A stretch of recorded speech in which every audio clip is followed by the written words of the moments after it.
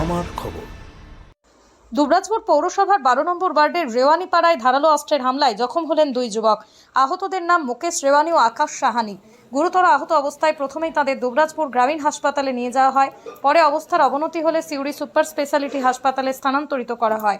স্থানীয় সূত্রে জানা গিয়েছে, রেওয়ানিপাড়ার বাসিন্দা সৌমেন ভৌমিক নামে এক যুবক এলাকায় ধারালো অস্ত্র নিয়ে ঘোরাফেরা করছিল এবং মহিলাদের ভয় দেখাচ্ছিল বলে অভিযোগ।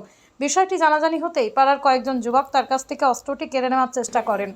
অভিযোগ, সেই সময় আচমকাই এলোপাতাড়ি অস্ত্র চালাতে শুরু করে সৌমেন।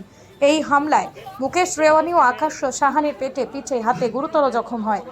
ঘটনার পর অভিযুক্ত সৌমেন ভৌমিক এলাকা থেকে পালিয়ে যায়। রক্তাক্ত অবস্থায় আহতদের উদ্ধার করে স্থানীয় বাসিন্দারা হাসপাতালে নিয়ে যান। ঘটনাকে কেন্দ্র করে এলাকায় ব্যাপক উত্তেজনা ছড়িয়েছে। পুলিশ ঘটনার তদন্ত শুরু করেছে এবং অভিযুক্তের খোঁজে তল্লাশি চালাচ্ছে।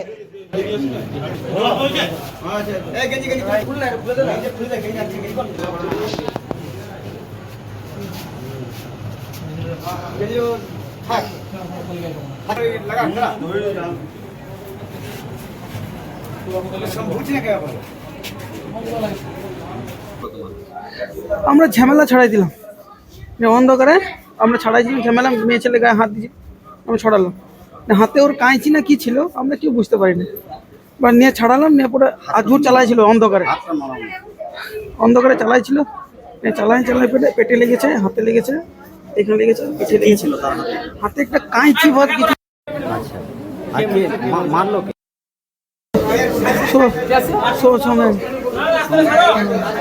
কেন তোমাকে কেন মারলো? আমাকে মারে নেই, অনেক 2-3 জনা ছাড়াইছিলাম আমরা, যাদেরকে ছাড়াচ্ছি তারাই লেগেছে, তাদেরকে লেগেছে। পেটে পেটে চাকু মেরা নাই, মানে কি ছিল অন্ধকারে বোঝা যাচ্ছে না। কাঁচি টাইপের কিছু একটা কাঁচি টাইপের কাঁচি। জানি না, ও একটা আইবড়োকে মারতে গেছে, ঠিক আছে, আইবড়ো মেয়েকে।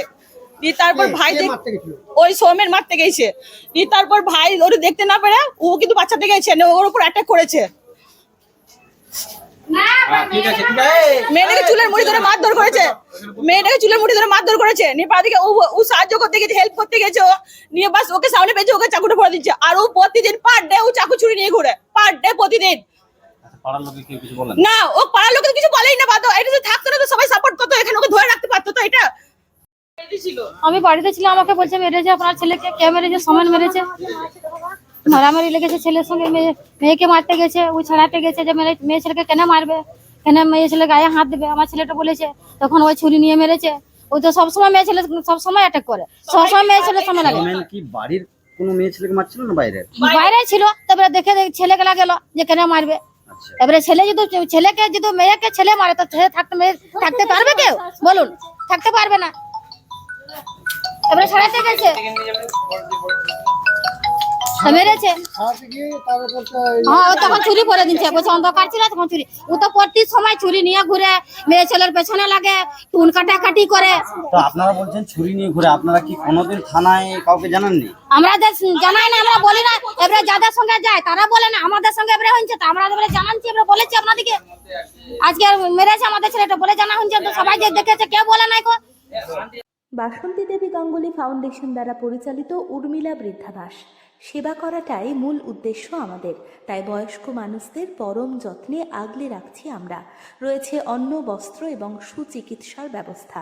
ঠিকানা কালিকাপুর কলোনি, বোলপুর।